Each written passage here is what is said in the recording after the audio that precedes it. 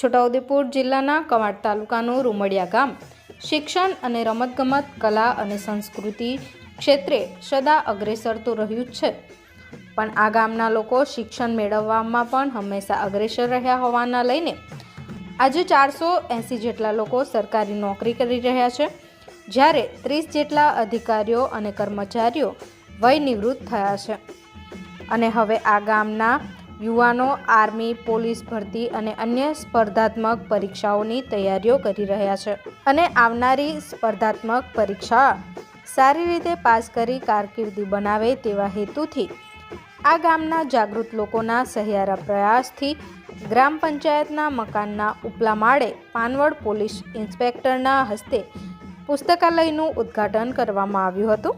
આજના મોબાઈલ યુગમાં યુવાનો પુસ્તક છોડી સોશિયલ મીડિયામાં રીલો બનાવી ફેમસ થવાની ઘેલસામાં કારકિર્દી બનાવવામાં પૂરતું ધ્યાન આપી શકતા નથી, ત્યારે રૂમડિયા ગામના યુવાનો મોબાઈલની ઘેલસા છોડીને પુસ્તકાલય તરફ વળી પુસ્તકાલયનું ઉદ્ઘાટન કર્યું છે।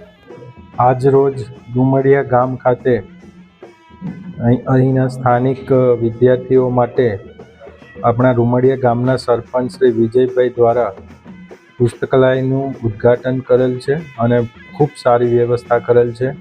અહીંયા વિદ્યાર્થીઓ માટે કોમ્પિટિટિવ એક્ઝામની તૈયારી સારું પુસ્તકો આપેલા છે અને રૂમની વ્યવસ્થા કરી છે, એ ખૂબ ખૂબ અભિનંદનને પાત્ર છે। પુસ્તકાલયમાં સીધું વાંચન અને મગજ જોડે સીધું કનેક્ટ થાય છે, આંખ એની છે ને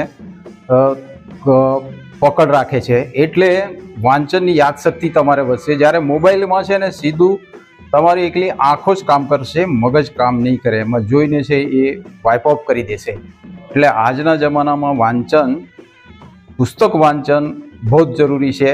સ્પર્ધાત્મક પરીક્ષા માટે પુસ્તક વાંચન પહેલું કરો, પછી તમારા ખૂટતું હોય તો મોબાઈલમાંથી કોમ્પિટિશન વાંચન કરો।